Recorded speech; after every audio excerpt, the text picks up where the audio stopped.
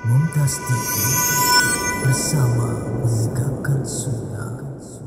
Assalamualaikum warahmatullahi wabarakatuh. Innal hamdalillah nahmaduhu wa nasta'inuhu wa nastaghfiruhu wa na'udzu billahi min shururi anfusina wa min sayyiati a'malina. Man yahdihillahu fala mudilla lahu wa man yudlil fala hadiya lahu. Wa asyhadu an la ilaha illallah wahdahu la syarika lahu wa asyhadu anna Muhammadan abduhu wa rasuluh. Qala Allah Ta'ala fi kitabihil karim, ya ayyuhalladzina amanu taqullaha haqqa tuqatih wa la tamutunna illa wa antum muslimun, amma ba'd. Ayat akhwah, kita lanjutkan kajian Riyadhus Shalihin, masih pembahasan hadis yang pertama. Nabi SAW bersabda, innamal a'malu binniyat wa innama likulli imri'in ma nawa. Faman kanat hijratuhu ila Allahi wa rasulih fa hijratuhu ila Allahi wa rasulih. Wa man kanat hijratuhu lidunya yusibuha aw imra'atin yankihuha fa hijratuhu ma hajara ilaihi. Sesungguhnya amal itu dengan niat. Dan sesungguhnya setiap orang akan mendapatkan apa yang ia niatkan. Maka siapa yang hijrahnya kepada Allah dan Rasulnya, maka hijrahnya kepada Allah dan Rasulnya. Artinya niatnya, dia dapat pahala. Dan siapa yang hijrahnya karena dunia yang ingin ia raih, atau wanita yang ingin ia nikahi, maka hijrahnya sesuai dengan niatnya. Dikeluarkan Imam Bukhari dan Muslim. Dan kemarin kita sudah jelaskan tentang hakikat niat. Wa niat adalah inbi'atul qalbi nahwa ma yarahu hasanan. Ma yarahu muwafiqan li gharadin min jalbi naf'in au daf'i dhurrin. Niat adalah keinginan yang muncul di hati, sesuatu yang sesuai dengan tujuan, berupa mendatangkan manfaat atau menolak mudarat. Itu niat. Ya. Dan tentunya saudaraku sekalian, perbuatan manusia tidak lepas dari niat. Makanya Al-Imam Ibnu Jauzi berkata, kalaulah kita diberikan beban untuk melakukan perbuatan tanpa niat, niscaya itu menjadi beban yang sangat berat, bahkan mustahil.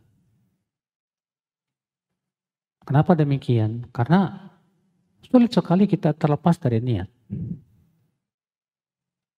Antum mau minum, sebelumnya ada niat nggak? Mau makan, mau mandi, mau pergi, dan yang lainnya. Coba kalau misalnya ada orang berkata sama antum, silahkan makan tapi jangan pakai niat. Bisa? Sulit. Sebab kalau makan tanpa niat artinya gimana? Saya tadi makan nggak pakai niat, gimana? Tangannya gerak sendiri, Pak. Iya, mulutnya calangap sendiri. Kira-kira mungkin nggak, Pak? Mungkin kalau ngelindur. Kalau ngelindur iya. Iya. Makanya tidak mungkin perbuatan manusia itu lepas dari apa? Niat. Oleh karena itulah saudaraku sekalian, sebetulnya niat itu sudah otomatis ada di hati kita. Niat itu tidak perlu dilafadzkan pun sudah otomatis ada. Cuma masalahnya kalau untuk niat ibadah yang memang harus ditentukan, memang harus ditayin dengan hati kita. Ditentukan. Contoh misalnya antum mau salat duhur atau mau salat asar atau mau salat maghrib. itu harus ditentukan dengan hati kita. Oleh karena itu kita sudah sebutkan kemarin ya, bahwa niat ada dua fungsi. Fungsi niat ada dua. Yang pertama yaitu membedakan ibadah dengan kebiasaan. Fungsi yang pertama apa? Membedakan ibadah dengan apa? Kebiasaan. Contohnya gimana? Contohnya kalau untuk membedakan antara mandi ibadah dengan mandi kebiasaan. Mandi ibadah apa itu? Mandi junub. Bagaimana cara membedakannya? Tentu dengan apa? Niat. Kalau antum misalnya malam junub, karena antum biasa mandinya sebelum subuh, kemudian antum mandi tanpa ada niat mandi junub, mandi kebiasaan aja, kira-kira sholatnya sah nggak Pak? Tidak sah. Kenapa? Karena dia tidak ada niat untuk mandi junub. Ya. Kemudian fungsi yang kedua yaitu membedakan satu ibadah dengan ibadah yang lainnya. Membedakan satu ibadah dengan ibadah yang lainnya. Contohnya tadi, terutama ya untuk ibadah-ibadah yang mempunyai beberapa macam dalam satu jenis. Seperti sholat. Sholat ada sholat wajib, ada sholat sunnah. Untuk membedakan antara sholat wajib dengan sholat sunnah dengan apa? Pasti dengan niat. Sholat sunnah juga mempunyai banyak macamnya. Untuk membedakannya tentu dengan apa? Dengan niat. Nah ini fungsi niat ada dua. Dan sudah pernah kita sebutkan niat ada dua macam. Niat ada dua macam. Yang pertama yang disebut dengan niatul amal atau niat ta'yin. Niat amal. Apa itu? Yaitu berniat untuk melakukan suatu amal perbuatan. Ya. Yang kedua yaitu niatul idhofah. Niat yang disandarkan kepada Allah. Artinya kita mengharapkan wajah Allah, mengharapkan ridha Allah subhanahu wa ta'ala karena Allah.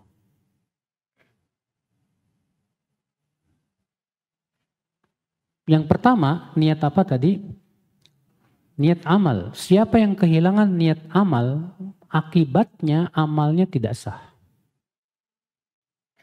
Siapa yang kehilangan niat amal, akibatnya amalnya tidak apa? Tidak sah. Antum sholat, setelah selesai sholat, kemudian antum ditanya, tadi antum sholat apa? Gak tahu. Ya. Gak ada niat sama sekali. Ya. Apakah sholat apa dan yang lainnya? Berarti dia kehilangan niat amal. Apalagi kalau ternyata sholat itu sholat yang sudah tertentu. Ya. Kemudian yang kedua, siapa yang kehilangan niat idhofah kepada Allah, maka ia kehilangan pahala, bahkan berubah menjadi dosa. Seperti misalnya orang yang berniat karena ingin dipuji manusia, atau karena ingin mendapatkan kehidupan dunia. Maka yang seperti ini apa? Sah amalnya, sah. Tapi dia tidak dapat apa? Pahala di sisi Allah subhanahu wa ta'ala, justru ia berdosa di sisi Allah. Kenapa? Karena dia tidak ikhlas. Makanya niat yang kedua ini, niat idhofah, berhubungan dengan keikhlasan. Ya. Ikhwata Islam, saudaraku seiman. Kemudian saudaraku sekalian, di mana tempatnya niat? Niat tempatnya dengan kesepakatan seluruh ulama di hati. Niat dengan kesepakatan seluruh ulama tempatnya di mana? Di hati, Pak. Adapun melafazkan niat, apakah disyariatkan melafazkan niat? Pada asalnya tidak disyariatkan melafazkan niat. Kecuali dalam perkara-perkara yang ditujukan oleh dalil. Seperti misalnya Nabi Shallallahu Alaihi Wasallam ketika berada di mikot, beliau mengucapkan apa? Talbiyah, labbaik Allahumma hajjan, labbaik Allahumma umratan. Ya. Demikian pula Nabi SAW ketika menyembelih hewan kurban. Nabi SAW mengatakan, ya Allahumma hadha anni wa an ahli baiti. Bismillahi Allahu Akbar. Baru kemudian apa? Disembelih.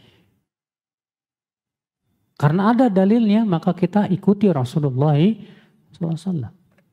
Sekarang dalam sholat. Apakah ada dalilnya dari Rasulullah SAW bahwa Rasulullah SAW melafazkan niat? Jawab tidak ada. Ya. Walaupun memang menjadi perselisihan para ulama. Apakah melafazkan niat sholat itu disyariatkan atau tidak? Madzhab Syafi'iyah mengatakan disyariatkan. Demikian pula dari beberapa madhab yang lain. Dan bahkan ini disebutkan kepada jumhur. Akan tetapi kita tidak melihat siapa yang berpendapat dari ulama. Yang menjadi permasalahan adalah Rasulullah melakukan tidak. Para sahabat melakukan tidak. Para tabi'in melakukan tidak. Kalau itu baik tentu mereka yang pertama kali apa? Melakukannya. Iya. Ini dia Rasulullah SAW pernah ketika sedang duduk di masjid datanglah seorang laki-laki. Lalu ia sholat dengan cepatnya. Setelah selesai sholat, datang ke Rasulullah dan berkata, Assalamualaikum. Kata Rasulullah, waalaikumsalam. Irji' fasalli fa innaka lam tusalli. Balik lagi kamu sholat, kamu belum sholat.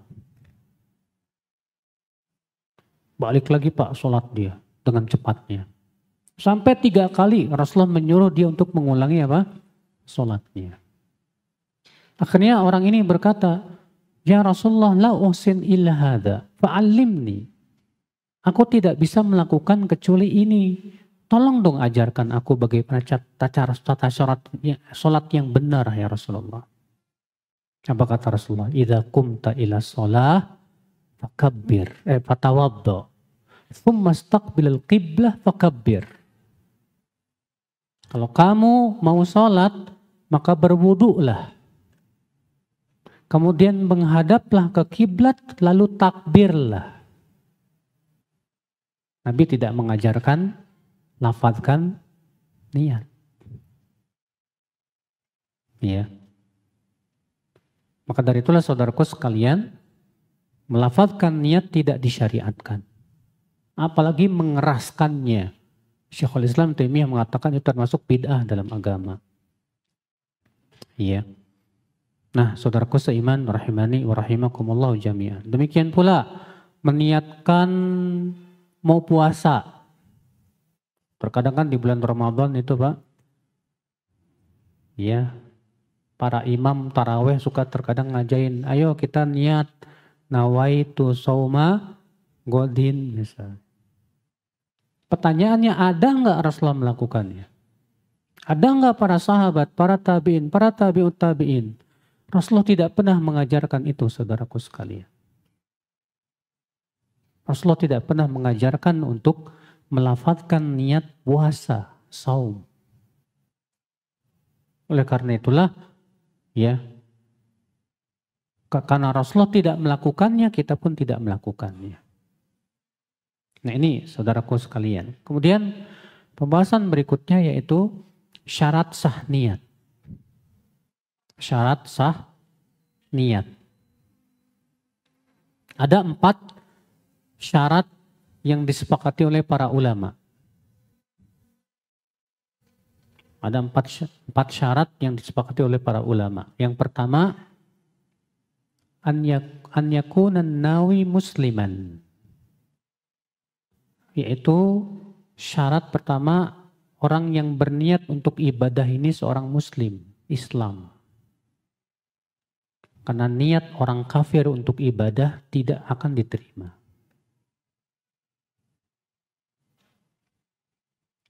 Syarat yang kedua, apa itu? Yaitu tamyiz. Usia mumayyiz. Usia mumayyiz artinya usia dia dapat membedakan. Kapan itu umur 7 tahun. Dalilnya hadis Nabi SAW bersabda, "Muru auladakum bis shalah wa hum abna'u sab'i sinin." Perintahkan anak kalian untuk sholat umurnya berapa? 7 tahun. Berarti 7 tahun menunjukkan niatnya sudah sah. Ya. Adapun di bawah 7 tahun berarti niatnya belum sah. Kalau belum mumayyiz, niatnya tidak sah. Makanya anak umur 2 tahun, 3 tahun, 4 tahun, sholatnya sah tidak Pak? Tidak sah. Kapan mulai anak sah sholatnya, niatnya? Ketika umur 7 tahun, ketika sudah mumayyiz. Iya. Kemudian syarat yang ketiga, an yakuna aliman bil manwi. Berilmu tentang hukum amal yang sedang diniatkan. Apakah hukumnya wajib, hukumnya sunnah, harus berilmu saudaraku. Supaya jangan sampai ya, meniat ibadah yang wajib diniatkan yang sunnah. Atau yang ibadah yang sunnah diniatkan yang wajib, jadi salah. Berarti kalau kita mau mengamalkan suatu amal, kita harus tahu dulu ini ibadahnya hukumnya apa? Wajib atau apa? Sunnah. Iya. Syarat yang keempat, adamul munafah bainan niyah wal manwi. Itu tidak antara niat dan yang diniatkan itu tidak ada sesuatu yang saling meniadakan, Pak. Para ulama memberikan contoh yaitu tentang orang yang mau sholat kemudian murtad. Sedangkan syarat sah niat itu tadi apa? Islam. Ketika ia murtad maka pada waktu itu tidak sah. Berarti itu sudah niatnya sudah ditiadakan. Iya. Ini 4 syarat yang disepakati, Pak. Kemudian ada lagi syarat yang kelima. Yaitu antakunan niyah fi bidayatil amal. Niat itu harus berada di awal amal. Niat itu harus berada di awal apa? Amal, bukan di tengah, apalagi di akhir.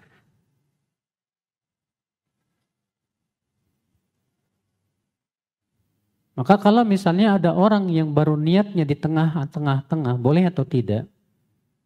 Iya.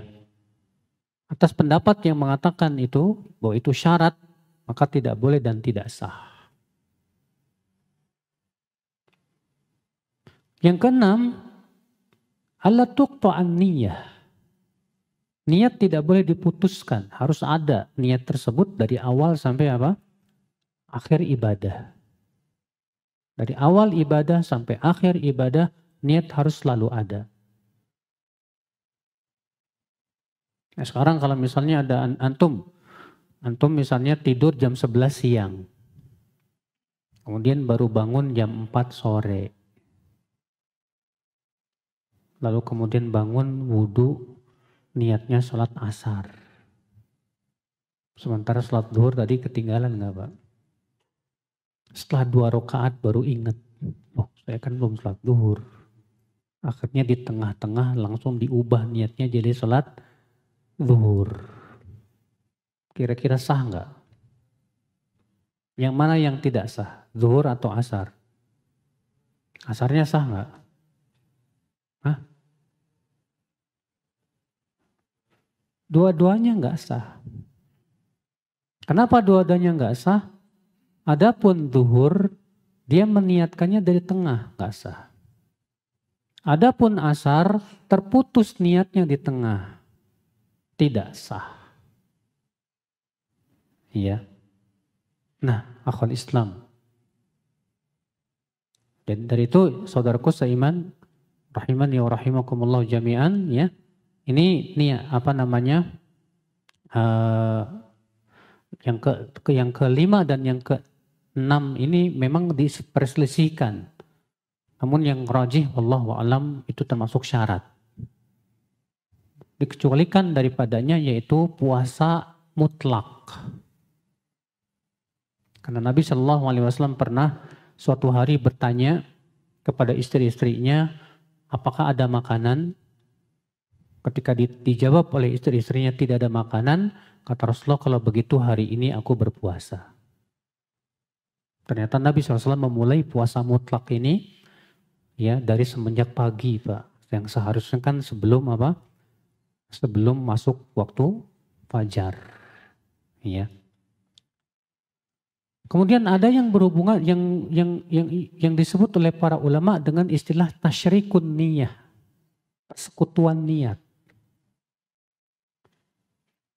Persekutuan niat itu sesuai dengan pembagian niat tadi. Niat ada dua macam tadi, yaitu yang pertama niat amal, yang kedua niat idhofah. Nah sekarang kalau niat amal dalam persekutuan niat boleh enggak? Maksudnya begini, kalau ada 3 niat dalam satu perbuatan, boleh enggak? Misalnya 3 in 1 ya, antum sholat 2 rakaat, niatnya 3. Yang pertama niat sholat wudhu, yang kedua niat tahiyat masjid, yang ketiga niat sholat duha. 3 in 1. Boleh enggak? Jumhur ulama dan ini mazhab yang 4 mengatakan boleh. Ya. Dalilnya mana? Hadis. Nabi mengatakan innamal a'malu binniyat, dengan jamak itu. Yang berbentuk jamak, binniyat begitu. Sesungguhnya amal itu dengan niat-niat. Berarti itu menunjukkan bahwa ya beberapa niat dalam satu amal boleh. Syekh Abdurrahman As-Sa'di memberikan syarat. Boleh dengan syarat kalau selevel. Kalau apa? Selevel. Misalnya sama-sama wajib, sama-sama sunnah. Adapun kalau yang satu wajib, yang satu sunnah, maka tidak bisa digabungkan. Ya. Syarat yang lainnya apa? Yaitu ibadah-ibadah yang memang tidak untuk ibadah-ibadah yang memang tidak bisa digabungkan, maka tidak bisa juga. Seperti misalnya antum sholat 4 rakaat dengan dua niat, sholat duhur dan sholat asar, boleh nggak? Boleh. Karena memang ini tidak bisa digabungkan. Masing-masing telah ditentukan waktunya. Ya. Maka siapa yang menggabungkan 4 rakaat zuhur sekaligus asar, maka pada waktu itu tidak sah. Dan tidak dibenarkan. Kata Imam As-Suyuti, kalau ada orang ketika mengeluarkan uang dengan niat 2. Niat yang pertama zakat, niat yang kedua sedekah. Boleh tidak? Kata beliau tidak bisa. Kenapa? Karena ini beda apa? Level. Zakat hukumnya wajib, sedekah hukumnya apa? Sunnah. Maka kata beliau, maka ini jatuhnya sedekah. Bukan zakat. Ya. Ikhwatul Islam saudaraku seiman. Kemudian Al-Hafidh Ibn Rajab menambahkan lagi syarat yang lain, yaitu alla yakuna qadaan, bukan dalam rangka mengqadha.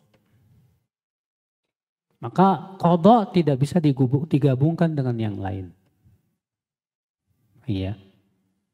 Ikhwatul Islam, saudaraku seiman. Nah ini, jadi boleh tidak menggabungkan beberapa niat dalam satu amal? Boleh, tapi syaratnya apa tadi? Kalau selevel. Sekarang kalau misalnya antum hari Jumat junub. Kemudian antum pas mandi dua niat. Niat mandi junub dan niat mandi Jumat. Terjadi ikhtilaf para ulama. Boleh atau tidak? Kebanyakan ulama mengatakan boleh. Kenapa? Kata mereka, karena tujuan mandi Jumat sudah terhasilkan juga dengan mandi junub. Sementara sebagian ulama mengatakan tidak cukup. Harus mandi 2 kali. Dasarnya hadis Abu Qatadah. Abu Qatadah melihat anaknya habis mandi, lalu Abu Qatadah bertanya, "Kamu mandi apa?" "Aku mandi junub." "Mandi sekali lagi untuk Jumat." Namun dijawab oleh Syekh Masyhur Hasan Alus Salman bahwa hadis Qatadah ini tidak bisa dijadikan hujah. Kenapa? Karena si anak tadi, anaknya Abu Qatadah, niatnya cuma 1, Mas. Sementara permasalahan kita adalah orang yang menggabungkan 2 niat. Niat junub dan sekaligus niat apa? Mandi Jumat. Maka dari itu pendapat yang sahih, yang rajih, bahwa mandi junub dengan mandi Jumat bisa dikumpulkan, nggak masalah. Karena juga dikarenakan mandi Jumat sudah terhasilkan. Karena tujuan mandi Jumat itu adalah untuk membersihkan diri. Sebagaimana kalau kita melihat sabab disyariatkannya mandi Jumat. Iya. Ikhwatul Islam, saudaraku seiman, rahimani wa rahimakumullah jami'an. Nah ini saudaraku sekalian. Adapun yang kalau berhubung tasyrikun niat, persekutuan niat yang berhubungan dengan niat idhofah. Antum sholat karena Allah dan karena pengen dapat pujian. Dapat pahala nggak, Mbak? Berarti nggak ikhlas. Antum niatnya 2. Kata Imam As-Suyuti dalam kitab Al-Ashbah wa Nadhair, kalau ada orang yang haji, niatnya 2. Niat yang pertama haji, niat yang kedua sekaligus bisnis, dagang. Maka kata beliau dilihat mana yang lebih dominan. Kalau niat hajinya yang paling dominan dapat pahala. Kalau niat berdagangnya yang lebih dominan dapat dosa. Kalau niatnya sama-sama kuat, kata beliau tasaqata, saling berguguran. Nggak dapat pahala, nggak dapat dosa. Iya. Sama halnya dengan antum misalnya sedekah, niatnya 2 Pak. Pertama karena Allah, yang kedua biar diganti di dunia. Saya mau sedekahin Vios, biar diganti Camry. Maka kita lihat Pak, apakah niat ini yang paling dominan atau tidak? Kalau ternyata itu niat yang paling dominan, bukan dapat pahala, malah dapat dosa. Kenapa? Karena dia menginginkan kehidupan dunia dari amalan soleh. Tapi kalau niat karena Allahnya yang paling dominan, dia dapat pahala. Tapi berkurang pahalanya gara-gara ada niat yang kedua. Tapi kalau sama besar niatnya, maka pada waktu itu nggak dapat pahala, nggak dapat dosa. 0. Iya, Masya Allah ya khotbah Islam. Berarti ini menunjukkan masalah niat ini sangat berpengaruh banget loh Pak. Maka jangan pernah menganggap remeh masalah niat Pak. Bahkan ya Al-Imam dalam kitab Hadis Sari ketika menyebutkan tentang kenapa penduduk surga kekal di surga. Dan penduduk yang neraka, orang-orang kafir itu kekal di neraka. Padahal mereka hidup di dunia cuma sementara. Misalnya orang kafir hidupnya cuma 60 tahun. Tapi kenapa di nerakanya selama-lamanya? Kenapa enggak 60 tahun lagi? Orang yang beriman hidupnya di dunia hanya 60 tahun. Tapi kok di surganya selama-lamanya? Kenapa enggak 60 tahun juga? Kata penulis kitab Hadis Sari, ya, Al-Imam Al-Qastolani ya, mengatakan karena niatnya. Orang yang beriman dia berniat untuk beriman selama-lamanya. Dan ia tidak ingin kafir kepada Allah. Maka Allah balas sesuai dengan niatnya. Allah masukkan ia ke surga selamanya, rahimakumullah. Makanya para ulama mengambil dari hadis ini banyak kaidah. Karena ini hadis yang agung sekali, Masya Allah. Di antara kaidahnya apa? La sawaba wa la iqaba illa bin niyah.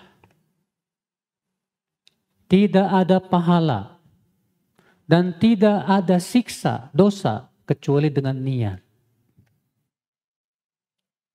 Tidak ada pahala dan tidak ada dosa atau siksa kecuali dengan apa? Dengan niat. Subhanallah. Ikhwata Islam, saudaraku seiman, rahimani wa rahimakumullah jami'an. Contoh misalnya Pak, antum beramal saleh, antum dapat pahala kalau disertai dengan apa? Niat. Dan antum dapat dosa kalau niatnya bukan karena Allah. Jadi yang menentukan pahala dan dosa itu apa? Niat, Pak.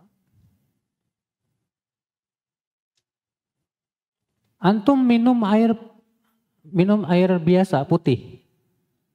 Tapi niatnya mau mabok-mabokan.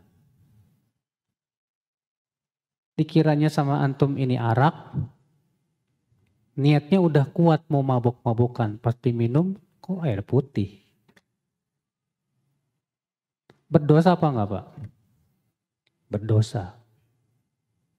Padahal tuh yang diminum air putih loh Mas, halal. Bukan masalah itunya, tapi karena dia sudah berniat untuk apa? Berbuat dosa. Ikhwatul Islam, saudaraku seiman, rahimani wa rahimakumullahu jami'an. Ini akhi, ya. Dan masalah niat ini masuk dalam banyak perkara, masalah ibadah, masalah muamalah, dan yang lainnya. Dalam masalah sholat, ada beberapa permasalahan oleh para ulama yang berhubungan dengan masalah sholat, yang berhubungan dengan niat. Contoh misalnya, perpindahan niat. Berpindah dari niat ke niat. Boleh apa enggak? Iya, pada asalnya tidak boleh Pak. Kecuali kalau memang ada yang sifatnya maslahat.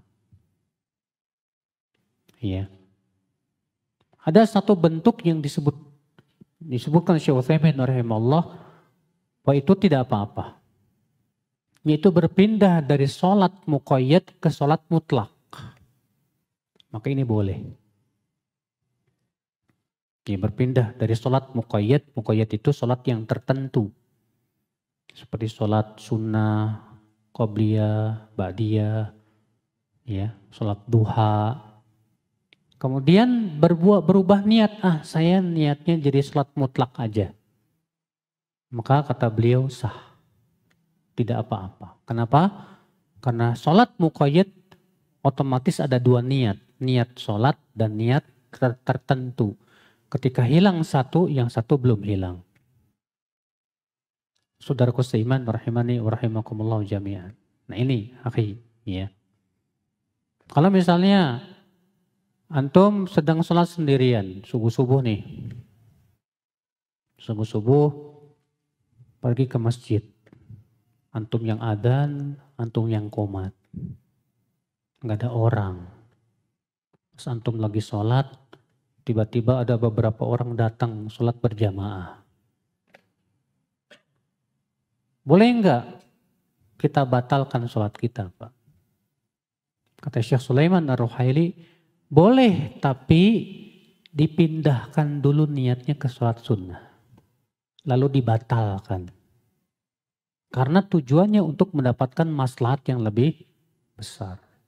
Padahal membatalkan niat sholat wajib pada asalnya apa? Tidak boleh. Nah, ini saudaraku seiman. Ya. Demikian pula perbedaan niat antara imam dan makmum. Kalau imamnya niatnya sholat wajib, makmumnya niatnya sholat sunnah, boleh nggak? Imamnya niatnya sholat wajib, makmumnya niatnya sholat sunnah, boleh nggak? Nggak boleh. Dalilnya? Nggak punya dalil. Boleh, Pak. Dalilnya hadis Mu'adz bin Jabal. Bahwa beliau pernah sholat isya bersama Rasulullah. Enggak. Hadis riwayat Abu Daud. Bahwasanya Rasulullah selesai sholat, tiba-tiba ada seorang laki-laki datang dan belum sholat. Kemudian Rasulullah bersabda kepada para sahabatnya, "Man yatasaddaq li hadza?" Siapa yang mau sedekah buat orang ini?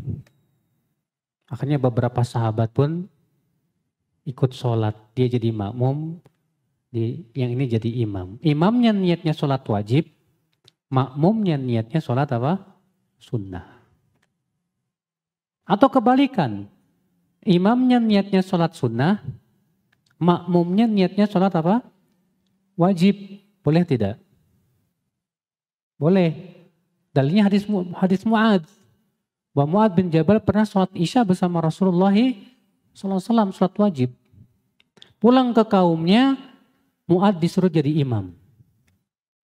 Maka Imam Mu'adz pun mengimami dengan niat sholat sunnah. Sementara kaumnya niatnya sholat apa? Wajib. Berarti perbedaan niat antara imam dan makmum berpengaruh nggak, Pak? Tidak berpengaruh. Kalau antum lagi sholat tahiyat masjid, tahu-tahu ada orang nepak. Kira-kira apa yang antum lakukan? Hah? Lanjutkan sholat. Terus gimana makmum? Sah, nggak masalah. Jadi nggak perlu antum ngomong, salah, saya gitu. Antum batal nanti. Ya. Nah ini akal Islam saudaraku seiman. Udah masuk isya belum? Belum kan? Hah? Ada adzan? Taib fadhal. Tanya jawab habis salat isya ya. Taib, kita habis salat isya kita lanjut dengan sedikit lalu tanya jawab. Nah.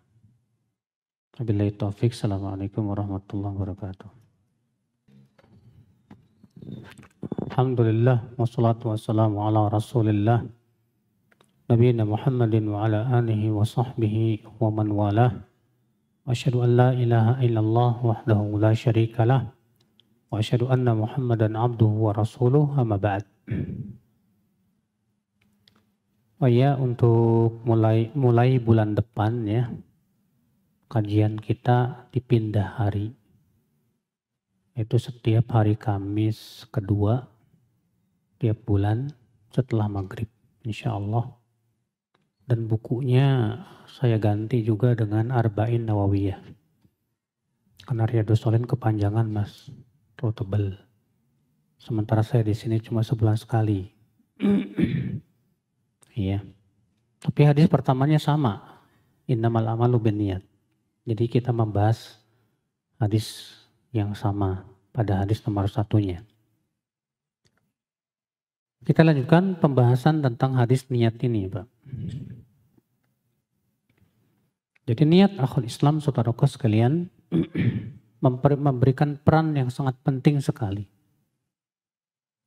Maka sudah selayaknya kita untuk betul-betul memperhatikan niat.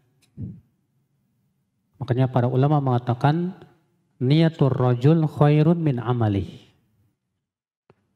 niat seseorang itu lebih baik daripada amalnya. Niat seseorang lebih baik daripada apa? Amalnya. Kenapa? Karena seseorang dengan niat saja sudah dapat pahala, Pak. Tanpa harus beramal. Nabi SAW bersabda, Inna Allah katabal hasanati wa sayyiat summa bayyana dzalik. Sesungguhnya Allah menuliskan kebaikan dan keburukan, kemudian Allah menjelaskannya. Faman hamma bihasanatin falam ya'malha katabahallahu indahu hasanatan kamilah. Siapa yang berniat untuk berbuat baik, lalu tidak jadi mengamalkannya, tetap Allah tuliskan untuk dia satu kebaikan. Bayangkan, cuma niat saja dan tidak jadi mengamalkan, tetap ditulis oleh Allah apa? Satu kebaikan. Itu menunjukkan bahwa niat seseorang itu lebih baik daripada amalnya.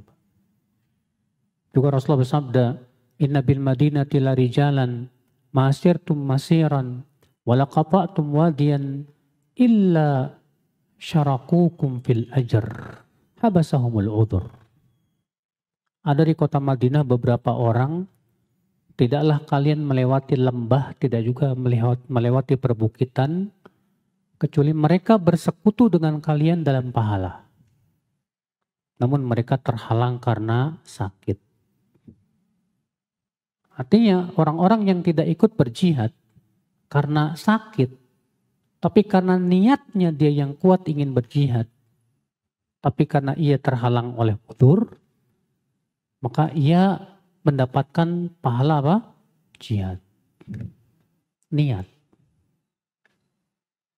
Juga Rasulullah SAW sabda, Idza maridal abdu aw safar, kutiba lahu min sholatihi makana muqiman sahihan. Apabila seorang hamba sakit atau safar, maka dituliskan untuknya dari sholatnya seperti ia tidak sakit dan tidak safar. Kenapa? Karena niatnya dia. Dimana dia ingin, kalau dia sehat, dia ingin sholat seperti apa? Secara sempurna. Tapi masalahnya dia kena sakit. Akhirnya nggak bisa sempurna. Tetap ditulis sama Allah. Lihat saudaraku sekalian. Makanya Al-Imam Ibnu Qudamah mengatakan liyuksir al-mar'u min niyati. Hendaklah seseorang itu memperbanyak niat, Pak. Banyak niat. Untuk makan niat. Niatnya apa? Niatnya untuk supaya kuat ibadah. Niatnya untuk menjaga badan kita. Ya. Dengan dua niat ini antum dapat dua pahala. Hanya dengan niat kita sudah dapat pahala. Masya Allah. Ini keistimewaan yang luar biasa. Juga Rasulullah SAW sabda, kata Rasulullah, innamad dunya li arba'ati nafar. Dunia itu untuk 4 orang. Yang pertama, abdun ruziqa ilman wa malan. Seorang hamba yang diberikan oleh Allah rezeki 2. Ilmu dan harta. Dengan ilmunya, ia bertakwa kepada Allah. Ia sambung silaturahim. Dan ia keluarkan hak hartanya. Yang kedua, seorang hamba yang diberikan ilmu, tapi tidak diberikan harta. Wahwa sadiqun niyah. Tapi niatnya benar. Dia mengatakan, kalau aku punya harta seperti si fulan, aku akan bersedekah kayak si fulan. Apa kata Rasulullah? Wahuma fil ajri sawa. Maka keduanya dalam pahala sama. Padahal cuma niat. Lihat saudaraku sekalian betapa agungnya masalah apa? Niatnya akhwal Islam. Makanya ya, seseorang dapat pahala yang satu kecil, yang satu besar, itu diantara yang membuat perbedaan itulah niatnya. Dua-duanya sedekah.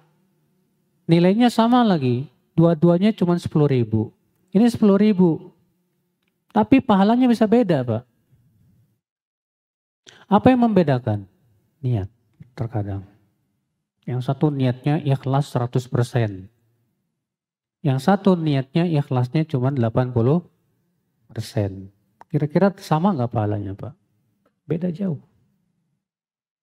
Iya. Nah ini saudaraku seiman, rahimani wa rahimakumullahu jami'an. Jadi masalah niat ini luar biasa. Baik, saya kira cukup sampai di sini kita buka tanya jawab.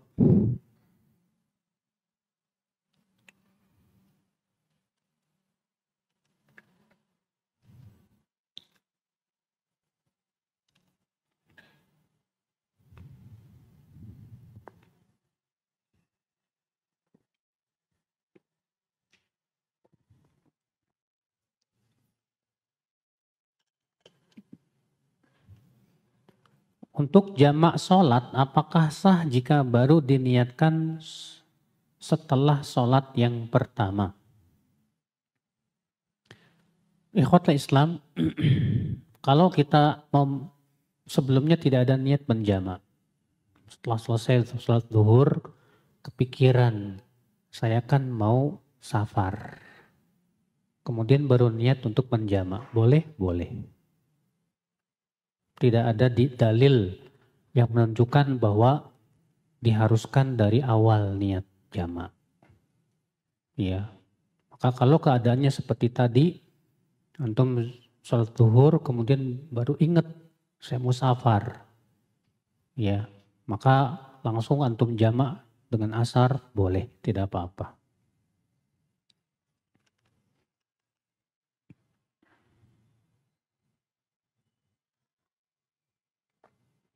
Bagaimana sikap kita ketika ada orang yang menuduh kita sesat karena hanya tidak ikut tahlilan dan tidak ikut merayakan Maulid Nabi? Sabar, Pak. Sikap antum sabar. Kalau ada yang mengatakan antum sesat gara-gara tidak mau apa? Tahlilan. Justru tanyakan sama dia, Mas, emang tahlilan Rasulullah dahulu melakukan enggak? Apa ada dalilnya Rasulullah tahlilan?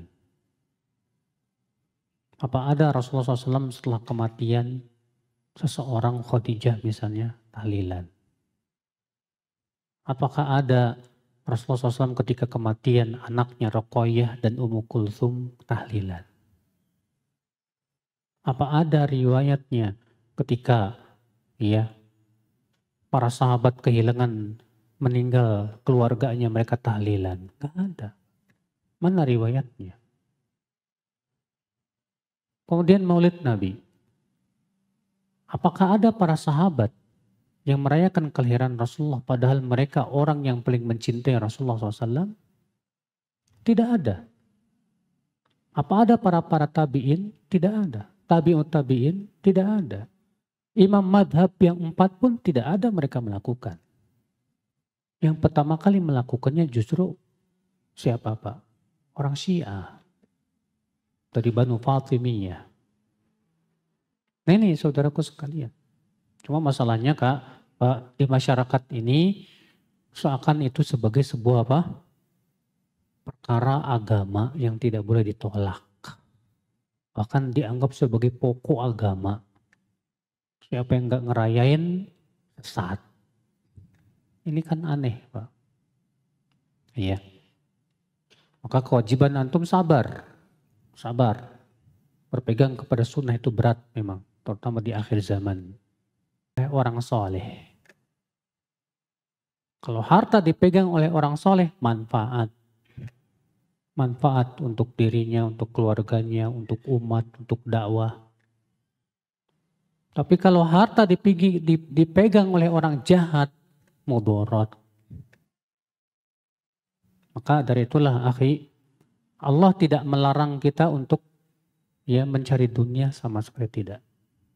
Bahkan Rasulullah menyuruh kita untuk mencari dunia, mencari nafkah.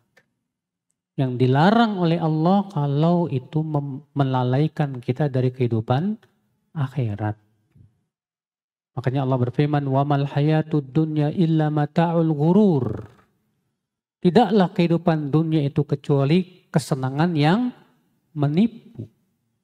Kata Imam Mujahid, menipu itu kalau melalaikan kita dari akhirat. Adapun kalau tidak melalaikan maka itu tidak menipu. Iya.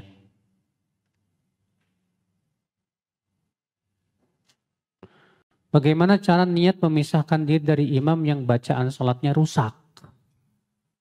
Kalau memang rusaknya itu mengubah makna. Dan itu adanya pada surat Al-Fatihah. Kan itu rukun sholat, Pak. Maka antum keluar dengan cara niatkan sholat sunnah. Berubah niat ke sholat sunnah kemudian batalkan. Ya, atas pendapat sebagian ulama. Sementara sebagian ulama lagi mengatakan nggak masalah kita langsung batalkan. Ya, kalau memang tidak dikhawatirkan muncul mudarat. Adapun kalau dikhawatirkan mafsadah yang lebih besar, nggak masalah antum ikut sampai selesai, kemudian antum di rumah ulangi sendiri. Allahu a'lam. Masih ada yang bertanya? Silakan, Pak.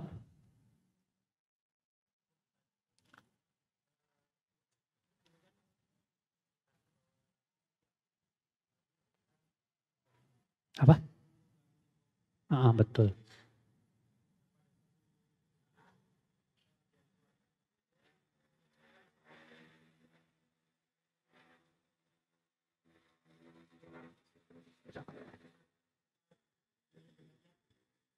Kenapa?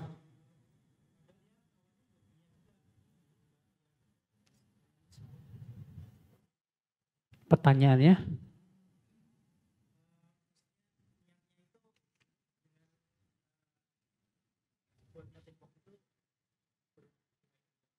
Iya, jadi ya kalau Allah belum izinkan, Allah jadikan mereka tidak mengucapkan insya Allah. Allah jadikan lupa.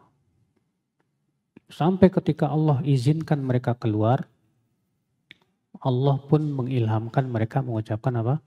Insya Allah. Iya. Ada seorang yang mengerjakan amal penduduk neraka. Sehingga seakan-akan antara dia dan neraka tinggal sehasta. Namun takdir telah mendahuluinya. Sehingga dia mengerjakan amalan penduduk surga dan dia pun masuk surga. Demikian pula sebaliknya. Bagaimana cara memahami hadis ini? Ini ada dalam hadis Arba'in Nawawiyah nomor 4. Insya Allah kalau lewat hadis ini kita akan syarah. Apa maksud hadis ini? Dan bagaimana menyikapi hadis ini? Bismillah. Masih ada yang bertanya? Silakan.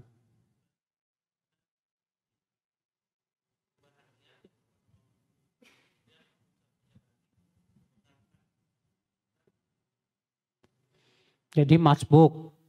Dua-duanya masbuk. Ya, setelah selesai imam, yang satu mundur, yang satu makmum. Apa? Semuanya mundur, padahal semuanya masbuk. Ini tidak sesuai dengan sunnah. Karena yang ada dalam riwayat itu para sahabat masbuk menyempurnakan sendiri. Ya. Tidak ada satupun riwayat para sahabat ketika masbuk menyuruh yang lain jadi imam. Tidak. Jadi masbuk itu menyempurnakan sendiri dan mereka sudah mendapatkan pahala sholat berjamaah. Nah. Silakan. Assalamualaikum warahmatullahi wabarakatuh. Assalamualaikum warahmatullahi wabarakatuh. Afwan Ustadz, mau nanya, saya sudah terlanjur niat nazar puasa, apa bisa diganti atau apa memang tetap harus dilaksanakan? Kalau antum mau batalkan niatnya, antum bayar kafarat nazar. Berupa apa Ustadz? Hah?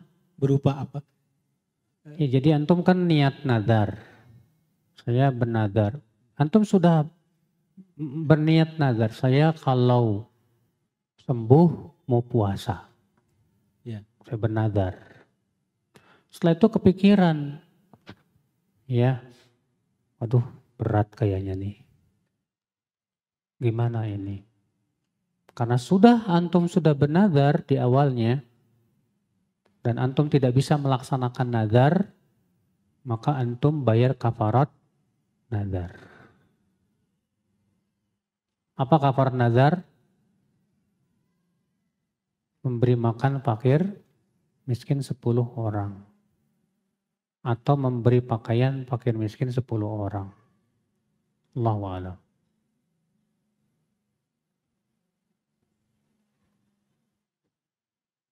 Silakan. Maaf, kalau yang dimaksud 10 itu kalau satu puasa. Kalau puasanya sampai lebih dari 90 berarti dikali 10 gitu Ustaz? Enggak. Oh enggak?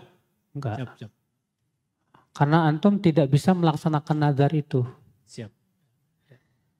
Makasih Ya. Ustaz. Ya. Assalamualaikum warahmatullahi wabarakatuh.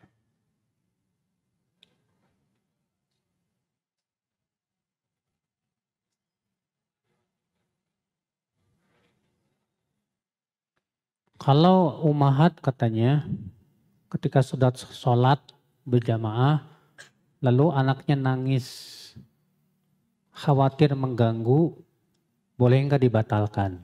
Jangan. Karena pernah itu terjadi di zaman Rasulullah SAW. Rasulullah pernah sholat subuh dan berniat ingin memanjangkan. Lalu terdengarlah tangisan anak kecil di belakang. Maka Rasulullah meringankan sholatnya. Karena apa? Kasihan sama ibunya. Jadi dalam hal ini imamnya yang berusaha meringankan. Kalau misalnya terdengar tangisan, maka imamnya ringankan sholatnya. Seperti halnya Rasulullah Sallallahu Alaihi Wasallam. Nah.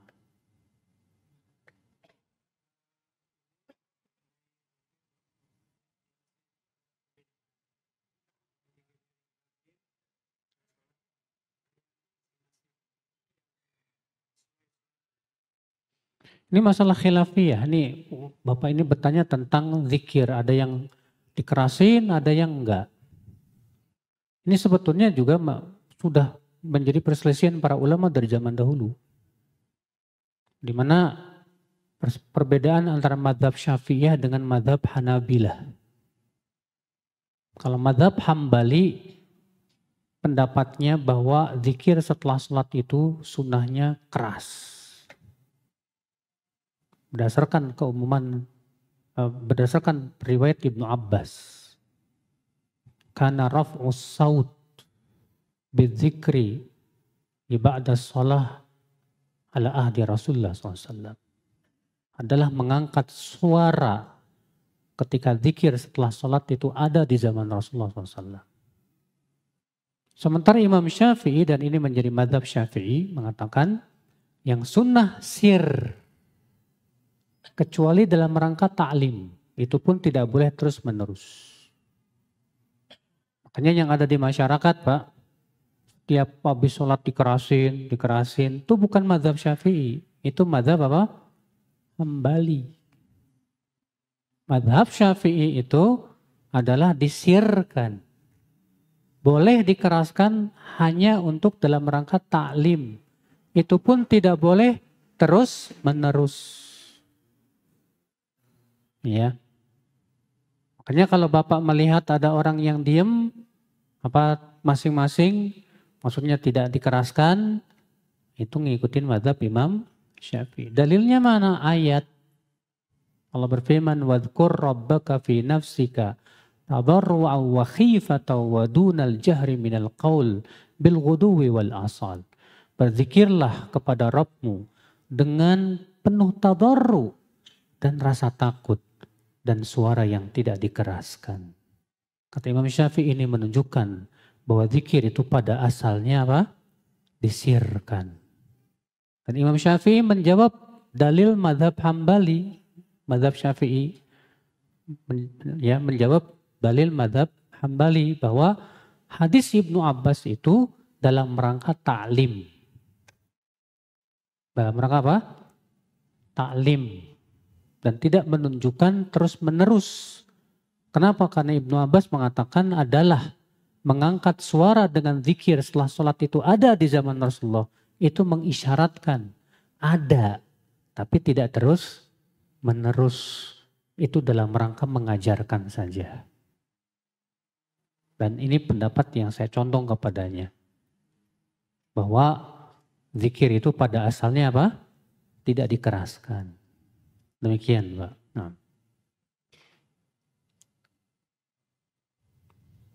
Silakan.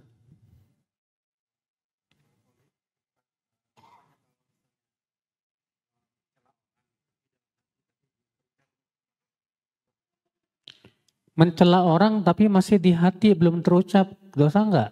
Enggak. Karena Rasulullah bersabda, "Innallaha tajawaza li an ummati ma haddatsat bihi anfusuha ma lam ta'mal aw tatakallam."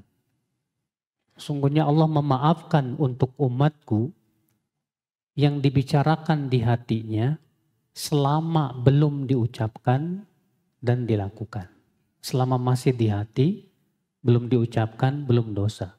Tapi kalau udah diucapin, nah itu yang dosa.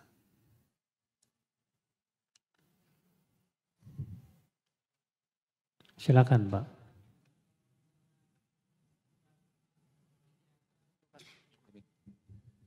Assalamualaikum warahmatullahi wabarakatuh. Assalamualaikum warahmatullahi wabarakatuh. Pak Ustadz, bagaimana kalau kita meniatkan istighfar kita untuk orang tua kita yang telah meninggal? Apakah kita dapat pahalanya?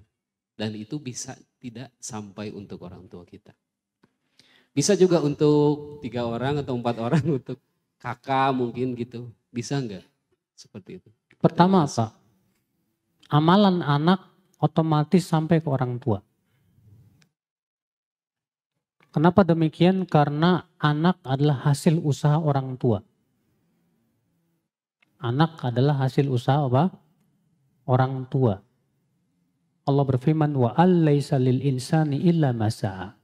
Seseorang tidak akan mendapatkan kecuali apa yang ia usahakan. Sedangkan anak itu hasil usaha orang tua. Rasulullah bersabda, al-walad min kasbi abih. Anak itu hasil usaha orang tuanya. Maka dari itu Bapak istighfar. Lalu atau Bapak beramal soleh. Diniatkan untuk orang tua sampai. Kalau anak sama orang tua. Kenapa? Karena berdasarkan hadis tadi. Adapun tentang masalah menghadiahkan. Nah ini masalah menghadiahkan apa? Amal soleh kepada orang lain. Apa sampai atau tidak? Pendapat yang paling adil, wallahu a'lam, bahwa dicukupkan kepada yang ditunjukkan kepada oleh dalil saja. Yang ditunjukkan oleh dalil yang pertama haji dan umroh. Kalau kita menghajikan mayat atau mengumrohkan mayat sampai. Yang kedua sedekah. Kalau kita sedekah untuk mayat sampai dengan ijma seluruh ulama. Yang menjadi perselisihan ulama adalah bolehkah menghadiahkan bacaan Quran untuk mayat? Imam Syafi'i ada 2 riwayat. Riwayat yang paling kuat tidak sampai. Dalilnya ayat tadi, wa allaysa lil insani illa ma sa'a. Seseorang tidak akan mendapatkan kecuali apa yang ia usahakan. Al-Imam Ibnu Katsir ketika menafsirkan ayat ini, beliau mengatakan bahwa al-zahir min madhab Syafi'i, yang paling kuat dari madhab Syafi'i bahwa menghadiahkan bacaan Quran tidak sampai ke mayat. Berdasarkan ayat ini. Tapi ada riwayat kedua dari Imam Syafi'i bahwa sampai. Dan ini pendapat Imam Ahmad bin Hambal. Imam Ahmad pendapatnya bacaan Quran sampai kepada apa? Mayat. Dalilnya apa? Qiyas. Apa qiyas? Dikiaskan kepada sedekah. Kenapa? Karena sama-sama ibadah. Namun Ibnu Katsir membantah. Apa kata Ibnu Katsir? Kata Ibnu Katsir, kalaulah qiyas seperti ini benar, tentu Rasulullah yang pertama kali memahaminya. Demikian pula para sahabatnya. Demikian pula para tabi'in. Dan tidak pernah ada riwayat yang sahih. Rasulullah menghadiahkan bacaan Quran kepada mayat. Kepada Khadijah. Kepada anak-anak yang sudah meninggal, tidak ada. Maka tunda Imam Ibnu Katsir merojihkan pendapat mazhab Syafi'i. Dalam riwayat yang paling kuat tadi, bahwa menghadiahkan bacaan Quran tidak sampai. Demikian pula amal-amal yang lain, Pak. Yang tidak ditunjukkan oleh dalil, tidak sampai. Kenapa? Karena untuk menghukumi sesuatu itu sampai atau tidak, itu masalah gaib. Sedangkan masalah gaib harus ditetapkan oleh dalil. Demikian, Pak. Allahu a'lam. Silakan. Bismillah. Izin membacakan pertanyaan dari Instagram, Ustaz. Assalamualaikum Ustaz. Bagaimana hukumnya jika kita meniatkan suatu amalan ikhlas karena Allah, namun juga berharap atas ganjaran kebaikan sebagaimana yang dijanjikan. Misal sholat duha.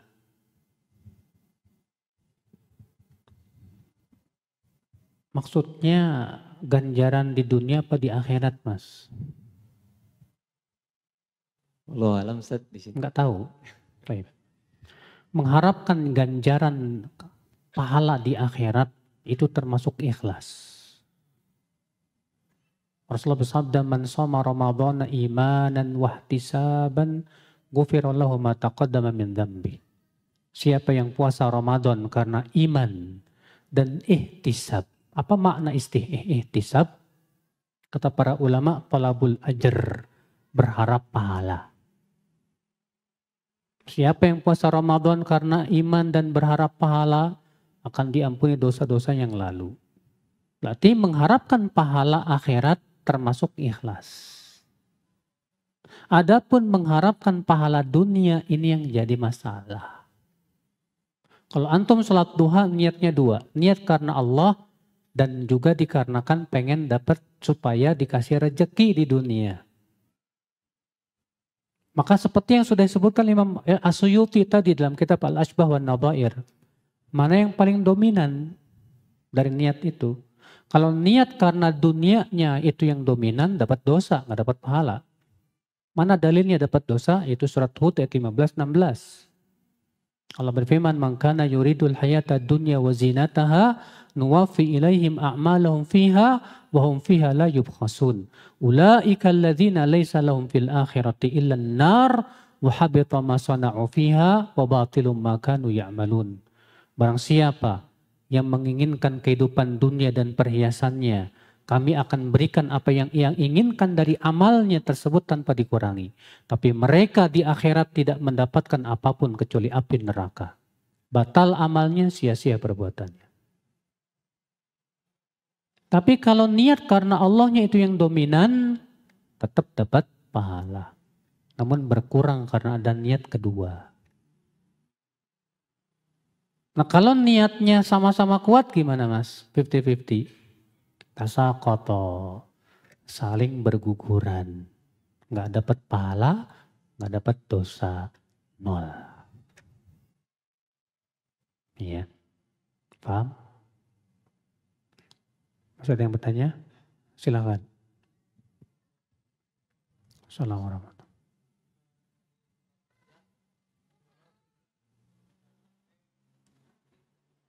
Kurang kenceng Mas suaranya.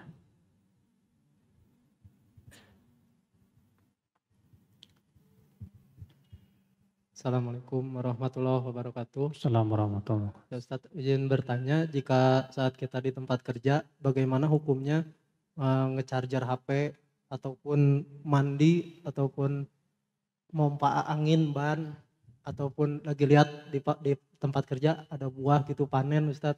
Diizinkan nggak sama perusahaan? Kalau buah? Apa? Kalau buah atau mandi? Semua itu. Semuanya Oh. diizinkan enggaknya kalau dari yang punyanya, karena yang punyanya kan orang luar gitu, maksudnya orang luar negeri Ustadz. Kalau Iya, dari atasan mah anggapnya biasa-biasa aja, yang di kantor juga nganggapnya biasa, mereka juga kayak gitu juga gitu. iya, Apakah itu cukup? maksudnya sesuatu yang sifatnya secara uruf, secara kebiasaan di masyarakat, dan pastinya pemilik perusahaan pun akan tahu dong hal-hal seperti itu karena itu sudah kebiasaan, ya. Maka pada waktu itu kalau memang itu sudah terbiasa dan pemilik pun tahu bakalan ya mengizinkan juga gitu, nggak masalah. Ya. Jadi misalnya di kantor antum ngecas HP, ya, atau sekalian mandi di kamar mandi seperti ini. Kalau memang ternyata antum juga sudah nanya ke atasan kalau seperti ini boleh nggak masalah, silahkan pakai aja karena itu fasilitas juga buat kamu, nggak apa-apa, silahkan. Meskipun pemiliknya nggak secara langsung Ustadz. Iya, pemiliknya pasti juga akan tahu, maksudnya akan lumrah biasanya seperti itu. Karena para pekerjanya pasti bawa HP. Gak mungkin gak bawa power bank dari rumah. Sesuatu yang memang sudah menjadi terbiasa dan sudah ma'ruf, sudah diketahui oleh mereka, kemungkinan besar juga akan diizinkan, gak masalah. Ya. Naam. Jazakallah khairan Ustadz. Jazakallah khair. Baik, saya kira cukup. Semoga yang saya sampaikan bermanfaat. Subhanakallah bihamdik. Asyhadu an la ilaha illa anta astaghfiruka wa atubu ilaik. Assalamualaikum warahmatullahi wabarakatuh.